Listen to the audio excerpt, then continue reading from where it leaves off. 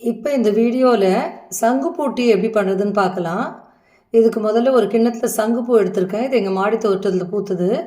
ஒரு கிண்ணத்தில் நாட்டு சர்க்கரை, அப்புறம் ஒரு அரை லெமன் வச்சுருக்கேன். சங்குப்பூ ஒரு அலசி அலசி எடுத்துட்டாச்சு.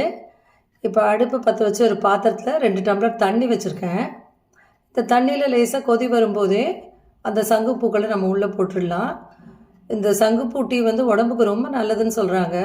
குறிப்பாக ஆங்ஸைட்டி, ஸ்ட்ரெஸ்ஸு இதெல்லாம் ரொம்ப ரிலீவ் ஆகுன்றாங்க. உடல் சோர்வு இதெல்லாம் ரிலீவ் ஆகுன்றாங்க.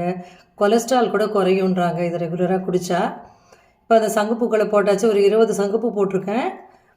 போட்டுட்டு கொதி வரும்போது அப்படியே ஒரு ஸ்பூனை வச்சு நல்லா ஒரு கிளறி விடலாம். கிளறி விட்டோம்னா நல்லா கொதித்து இந்த பூவில் இருக்க நீல நிறம் வந்து அந்த தண்ணியில் இறங்கும். நீங்கள் பார்த்தாலே தெரியும். இப்போது நல்லா அந்த கொதி வர வர இந்த பூக்களில் இருக்க நீல நிறமானது அந்த தண்ணியில் இறங்கி தண்ணியோட நிறம் வந்து நீளமாக மாறுது. அப்படியே கொஞ்சம் கொஞ்சமாக பூவோட நிறம் வந்து அப்படியே வெள்ளையாயிட்டே வரும். அந்த கலர் அதில் இறங்குனதுனால பாருங்கள் கொதிக்குது. இது ஒரு 3 நிமிஷத்துலேருந்து 5 நிமிஷம் வரைக்கும் கொதிக்க விடலாம். ஒரு 2-3 நிமிஷம் கொதிக்கும் போதே அந்த கலர் நல்லா இறங்க ஆரம்பிச்சிடும். ஒரு 3 நிமிஷத்துலேருந்து 5 நிமிஷம் வரைக்கும் கொதித்த உடனே நம்ம அடுப்பை நிறுத்திட்டு அணைச்சிட்டு அந்த பூக்களெல்லாம் எடுத்துட்டு தனியாக இந்த தண்ணியை மட்டும் எடுத்துக்கணும். பூவை தனியாக எடுத்துகிட்டேன் பாருங்கள் அந்த கிண்ணத்தில். இப்போ இதை மாதிரி தான் கிடைக்கும் நமக்கு. இது வந்து இந்த கொதித்த சங்குப்பூவோட டீ. ஆக்சுவலாக இது ஜென்ரலாக நம்ம வந்து இதில் சர்க்கரை கலக்கி குடிக்கலாம். சர்க்கரை அவ்வளோ நல்லதில்லைன்னு சொல்கிறதுனால நான் நாட்டு சர்க்கரை போடலான்னு நினைக்கிறேன். ஒரு ஸ்பூன் நாட்டு சர்க்கரை போடுறேன் இதில்.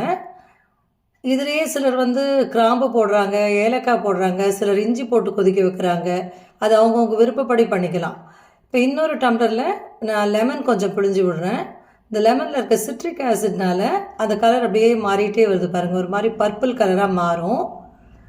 இதுலேயே நம்ம விருப்பத்துக்கு ஏற்ற மாதிரி நாட்டு சர்க்கரையோ இல்லை தேனோ கலந்து நம்ம குடிச்சிக்கலாம். நான் நாட்டு சர்க்கரை தான் போடுறேன் இதில். இந்த டீ வந்து நான் ஏற்கனவே சொன்ன மாதிரி உடம்புக்கு ரொம்ப ரொம்ப நல்லது. தொடர்ந்து நம்ம இந்த நார்மல் டீயை குடிக்கிறதுக்கு பதிலாக இந்த மாதிரி டீயை ஒரு வேளையாவது குடித்தோம்னா நம்ம உடம்புக்கு நல்லது. அது பண்ணுறது ரொம்ப ஈஸி, ரொம்ப சுலபமாக பண்ணிடலாம். நம்ம விருப்பத்துக்கு ஏற்ற மாதிரி கிராம்போ இல்லை ஏலக்காயோ இல்லை இஞ்சோ கூட போட்டு இதை பண்ணலாம். நீங்களும் ட்ரை பண்ணி பாருங்கள். உங்களுக்கு எதை மாதிரி பண்ணி குடிக்கிறது பிடிச்சிருக்குன்னு சொல்லுங்கள். என்னை பொறுத்த வரைக்கும் இந்த லெமன் கலந்து குடித்தது ரொம்ப டேஸ்ட்டாக இருந்தது நான் ஃபீல் பண்ணேன்.